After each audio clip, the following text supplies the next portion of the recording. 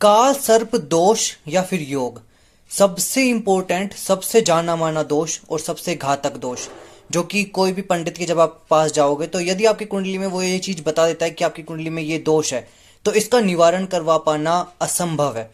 असंभव ज्योतिष की लैंग्वेज में नहीं है। हर चीज का कहीं ना कहीं रिजल्ट मिलता है आपको, और हर चीज का कहीं ना कहीं आपको सॉल्यूशन भी मिलता है। तो चलिए आज इस लेक्चर के अंदर आपको काल सर्प दोष के बारे में बिल्कुल डिटेल में बताया जाएगा कि कैसे बनता है, कब बनता है और कैसे कैसे कितने प्रकार के होते हैं और सबका क्या रिजल्ट मिलता है। तो चलिए, आपका फिर से एक बार स्वागत है नवग्रह ज्योतिष चैनल के अंदर। उम्मीद करता हूं कि आपने चैनल को सब्सक्राइब कर लिया होगा। तो चलिए बिना देरी करे हुए इस लेक्चर को स्टार्ट कर देते हैं। काल सर्प दोष या योग। मैंने यहाँ पर दोष और योग यहाँ पर लिखा है, इसीलिए लिखा है क्योंकि कुछ लोगों की कुंडली में काल सर्प दोष होते हुए भी वो उनको योग का, राजयोग का फल देके जाते हैं। तो अभी जानेंगे कि ये सब चीजें कैसे होती है। काल सर्प दोष सबसे पहले होता है 12 तरीके का। काल सर्प दोष में इसमें जब हम डिवाइड करते हैं तो ये 12 तरीके का दोष बनाता है, अलग अलग। पहला अनंत, कुलिक, वासुकी, शंखपाल, पदम, महापदम, तक्षक, करकोटक, शंखचूड़, घातक, विषधर और शेषनाग। ये 12 तरीके के दोष बनते हैं इस काल सर्प दोष के अंदर। और ये होंगे कब? राहु केतु की प्लेसमेंट की वजह से। देखो आपकी कुंडली में राहु और केतु, देखो मैंने लिख दिया, मान लेते हैं कि राहु इधर है पहले घर में और 7वें घर में केतु है। क्योंकि देखो ये एक दूसरे के हमेशा अपोजिट बैठते हैं। राहु केतु जब भी आप देखोगे तो एक दूसरे से आपको 7वें घर में ही मिलेंगे। तो देखो बात करते हैं कि राहु केतु के या तो सारे के सारे ग्रह एक इस तरफ आ जाए या फिर इस तरफ आ जाए। राहु केतु के आसपास में इधर या तो इस साइड या इस साइड कोई ग्रह आ जाए जो कि राहु केतु को क्रॉस ना करे, तो बनाते हैं आपकी कुंडली में काल सर्प दोष। कि राहु केतु की एक लाइन खींच लेंगे आप, अगर इधर की तरफ सारे ग्रह है और या फिर इधर की तरफ सारे ग्रह है, तो आपकी कुंडली में अनंत नाम का काल सर्प दोष बनता है। तो अनंत नाम का काल सर्प दोष जब आपकी कुंडली में राहु पहले घर में और केतु 7वें घर में होता है तब बनता है। तो इसका प्रभाव क्या रहता है कि जातक कभी भी शांत नहीं रह पाता, जातक हमेशा झूठ बोलता है। जिस भी इंसान की कुंडली में अनंत नाम का काल सर्प दोष होता है, तो ऐसा इंसान क्या करता है? झूठ बोलने वाला होता है। वो कहीं ना कहीं षड्यंत्र में, ये दूसरों के लिए षड्यंत्र रचता है और कहीं ना कहीं षड्यंत्रों में फंसकर कोर्ट कचहरी के चक्करों का उसको सामना करना पड़ता है। ऐसा ये पद जो सबसे पहला है, अनंत नाम का काल सर्प दोष, ये करवाता है। दूसरा, यदि राहु आपका दूसरे घर में हो जाए, अब देखो इनकी प्लेसमेंट बदलेगी। राहु अभी यहां चला जाएगा और केतु जो है वो यहां चला जाएगा, अपने अपने एक एक घर बदलेंगे अभी ये। यदि राहु अभी आ जाए यहां पर 2nd हाउस में और केतु चला जाए 8th हाउस में, तो वो बनाता है कुलिक नाम का काल सर्प दोष। राहु दूसरे घर में, केतु 8वें घर में। देखो इस तरीके की प्लेसमेंट हो गई है। अब या तो सारे के सारे ग्रह इस तरफ आ जाएं या फिर सारे के सारे ग्रह इस तरफ आ जाएं, एक ही साइड में। राहु केतु के एक तरफ में सारे ग्रह हो जाएंगे तो बन जाएगा काल सर्प दोष। या जैसे कि मान लिया कि सारे ग्रह की तरफ हो गए लेकिन एक ग्रह निकलकर कहीं बाहर चला गया, तो फिर वो दोष मान्य नहीं होगा। या फिर यदि इसी ग्रह पे, जैसे राहु केतु यहां पर है और राहु के आसपास में थोड़ी सी डिग्री में यदि एक प्लेनेट बाहर निकल जाता है, तो भी कहीं ना कहीं ये दोष लगाता है। मतलब इस हाउस से बाहर निकलना होना चाहिए, डिग्री में फर्क होना चाहिए, 10 डिग्री से ज्यादा का फर्क होना चाहिए उसके अंदर। देखो जब कुलिक नाम का काल सर्प दोष लगता है तो ऐसा इंसान अपने पुत्र के साथ, मतलब उसका पुत्र संतान में दिक्कतें आती है, उसको पुत्र का सुख नहीं मिल पाता और जीवन साथी का सुख में भी कहीं ना कहीं कमी आने लगती है।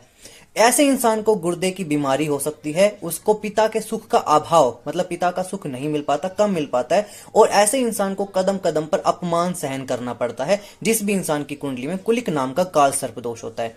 चलिए बात कर लेते हैं वासुकी नाम के काल सर्प दोष के बारे में। अब इसको दोबारा से घुमाएंगे। अब राहु यदि मान लेते हैं 3रे घर में आ जाए और जो केतु है वो चला जाए आपके 9वें घर में, राहु 3रे घर में और केतु 9वें घर में यदि आ जाए, तो आपकी कुंडली में वासुकी नाम का काल सर्प दोष बनता है। अब देखो राहु यहां पर है, केतु यहां पर है, तो सारे ग्रह जो है वो इसी लाइन में ही इनके बीच में हो जाए या फिर इधर की तरफ हो जाए पीछे। मतलब इनको सारे के सारे ग्रह या तो इस तरफ आए या इस तरफ आए। अगर मान लो कि 4 ग्रह यहां पर आ गए, 1-2 ग्रह यहां पर चले गए, तो फिर ये दोष मान्य नहीं होगा। बार बार मैं इसलिए बता रहा हूं ताकि आप ध्यान से देखो, गलती ना कर लो। अब देखो जब आपकी कुंडली में वासुकी नाम का काल सर्प दोष होता है तो ऐसे इंसान का जो दिक्कत आती है, उसके भाई बहनों को कहीं ना कहीं कष्ट का सामना करना पड़ता है। ऐसे इंसान के जो साहस में कमी आने लगती है, पराक्रम में कमी आने लगती है। ऐसे इंसान का कभी भी भाग्योदय नहीं होता, भाग्योदय में दिक्कतें आने लगती है। ऐसा इंसान जहां पर भी नौकरी करता है तो ऐसे इंसान को नौकरी में कष्टों का सामना करना पड़ता है। ऐसा इंसान यदि विदेश में जाने का अगर सोचे तो विदेश प्रवास में कष्ट उठाने पड़ते हैं ऐसे इंसान को यदि विदेश में भी चला जाता है। देखो ज्योतिष शास्त्र में जब भी मैं विदेश यात्रा बोलूंगा या विदेश प्रवास बोलूंगा, तब आप समझ जाइएगा कि आप जिस लोकेशन पर रह रहे हो वहां से 500-600 मीटर 500-600 किलोमीटर के दायरे में भी अगर आप चले जाते हो, जहां पर आपकी भाषा बदल जाए, जहां पर आपका जो व्यवहार है वो बदल जाए, जहां पर आपके जो रीति रिवाज है वो बदल जाए, तो वो भी आपका एक तरीके से विदेश यात्रा ही होगी, विदेश ही कहलाएगा आपके लिए। ज्योतिष शास्त्र ऐसा बोलता है कि जहां पर आपका पूरा संस्कार बदल जाए, जहां पर आपकी पूरी रीति रिवाज बदल जाए, तो उसको भी क्या बोला जाता है, उसको भी विदेश बोला जाता है। तो ऐसा इंसान वहां पर कहीं ना कहीं दिक्कतों का सामना करता है। अब बात कर लेते हैं शंखपाल के बारे में। यदि आपका अब राहु जो है वो 4th हाउस में आ जाए और जो केतु है वो चला जाए 10th हाउस में, देखो अभी एक दूसरे के आमने सामने ही है। यहां पर जब थे तब भी एक दूसरे से 7वें घर में थे, तीसरे में थे 9वें में थे तब भी एक दूसरे से 7वें घर में थे, अभी चौथे इसमें है और तो केतु किस में 10वें घर में, तो ये एक दूसरे से सामने एक दूसरे के 7वें घर में ही मिलेंगे आपको। अब राहु केतु यहां पर हो गए तो या तो सारे के सारे ग्रह इधर आ जाए या फिर सारे के सारे ग्रह इधर की तरफ आ जाए, तो बनता है आपके पास शंखपाल नाम का काल सर्प दोष। तो जब शंखपाल नाम का काल सर्प दोष होता है तो ऐसा इंसान भाग्यहीन होता है, भाग्यहीन होता है। ऐसा इंसान अपमान रहित जीवन जीता है, अपमानित जीवन जीता है। पिता के सुख में ऐसे इंसान को भी कमी का सामना करना पड़ता है और नौकरी से ऐसे इंसान को बार बार निलंबित कर दिया जाता है, यानी कि ऐसे इंसानों को नौकरी से भी बार बार के लिए बाहर निकाल दिया जाता है। अब बात कर लेते हैं पद्म नाम के काल सर्प दोष के बारे में कि यदि राहु आ जाए आपके 5वें घर में और जो केतु है वो यहां से आपके 11वें घर में चला जाए और सारे के सारे ग्रह इनके एक ही साइड में आ जाए, तो बनता है आपके पास पद्म नाम का काल सर्प दोष। ऐसे इंसान को संतान सुख का अभाव होता है, कहीं ना कहीं दुख, जो वृद्धावस्था होती है उसमें दुख का सामना करना पड़ता है। ऐसे इंसान के जो दुश्मन है वो बहुत ज्यादा होते हैं, लेकिन ऐसे इंसान सट्टे के अंदर, जुआ के अंदर बहुत ज्यादा पैसे हारते हैं, भारी हानि का सामना करना पड़ता है। फिर बात कर लेते हैं महापद्म के बारे में, जिसमें राहु आपका आ जाता है 6ठे घर में और जो केतु है वो आ जाता है आपके 12वें घर में, केतु आ जाता है 12वें घर में। तो ऐसे में बनता है महापद्म नाम का काल सर्प दोष 6ठे और 12वें के हिसाब से। तो ऐसे इंसान को अपनी पत्नी से विरह का सामना करना पड़ता है, ऐसे इंसान की पत्नी उसको छोड़कर चली जाती है, ऐसे इंसान के आय में कमी आती है, ऐसा इंसान इनकम जनरेट नहीं कर पाता, ऐसे इंसान का चरित्र जो है वो हनन हो जाता है, यानी कि चरित्र हनन का कष्ट करना पड़ता है। चरित्र हनन यानी कि ऐसे इंसान का कैरेक्टर है जो बहुत खत्म हो जाता है, ऐसे इंसान को समाज से छुटकारा मिलता है। 7वें यदि घर में, देखो अब बात करते हैं कि यदि राहु चला जाए वो आपके 7वें घर में और जो केतु है वो आ जाए आपके इस वाले घर में और सारे ग्रह एक दूसरे के इधर ही हो, मतलब सारे ग्रह या तो इधर आ जाए या इधर आ जाए, तो बनता है तक्षक नाम का काल सर्प दोष। तो तक्षक नाम के काल सर्प दोष के अंदर क्या होता है कि आप ऐसे इंसान को पैतृक संपत्ति, ऐसे इंसान की जो पैतृक संपत्ति है वो नष्ट हो जाती है, उसे कभी भी अपने पैतृक संपत्ति का फायदा नहीं मिल पाता, ऐसे इंसान को अपने पत्नी का सुख नहीं मिल पाता, ऐसे इंसान को बार बार जेल की यात्रा करनी पड़ती है। बात कर लेते हैं कर्कोटक के बारे में। यदि राहु आ जाए यहां पर 8वें घर में और जो केतु है वो चला जाए इस वाले घर में, देखो मैंने यहाँ पर लिखा हुआ है राहु 8वें घर में, केतु दूसरे घर में, तो कर्कोटक नाम का बनाता है। मैं इस पे नहीं बनाऊंगा, यहाँ पर काफी मैसी बन जाएगा।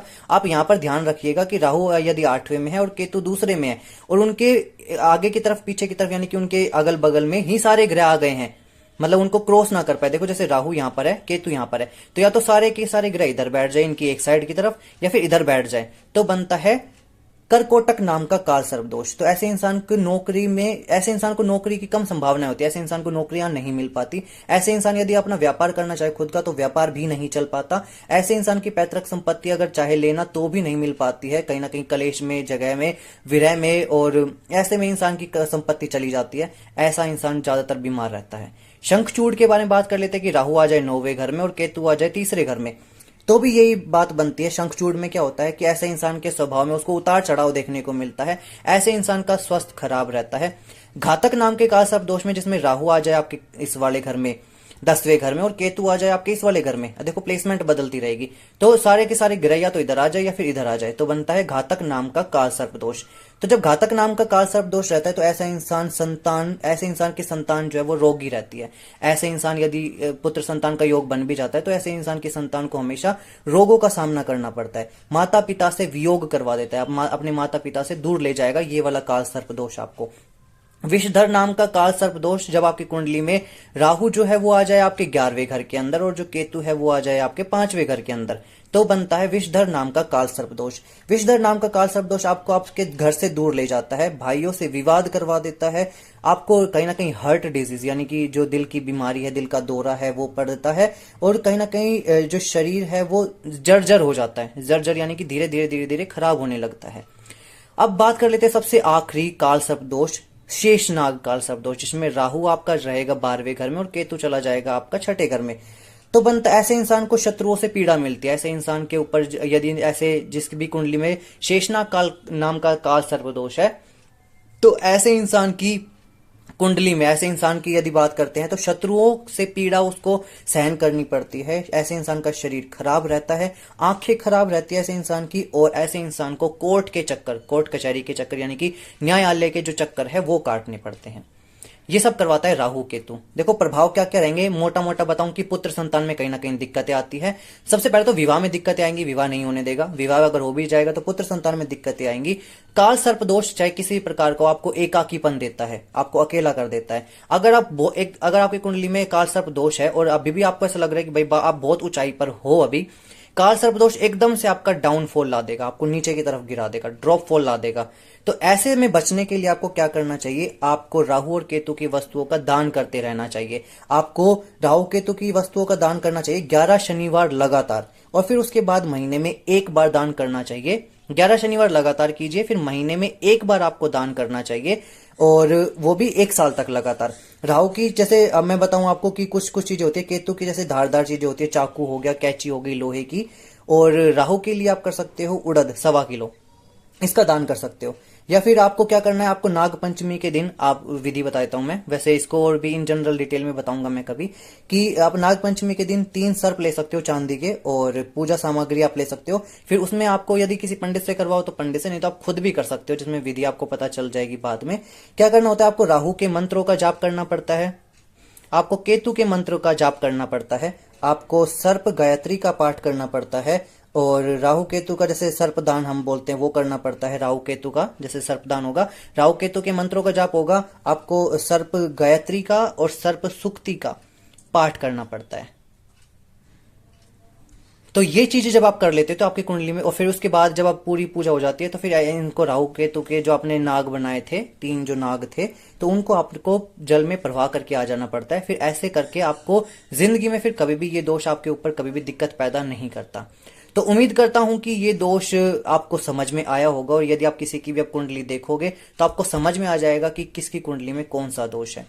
तो ऐसे ही इंटरेस्टिंग वीडियोस के लिए नवग्रह ज्योतिष चैनल को सब्सक्राइब कर लीजिएगा, वीडियोस को लाइक करते रहिएगा। देखो आपका एक लाइक मुझे बहुत मोटिवेट करता है, और भी अच्छे अच्छे तरीके से और भी नए नए टॉपिक्स लेके आऊंगा ज्योतिष के। तब तक के लिए अपना भी ध्यान रखिएगा, अपने परिवार वालों का भी। आपसे फिर से मुलाकात होगी एक नई वीडियो में। जय श्री राम, जय बजरंग बली।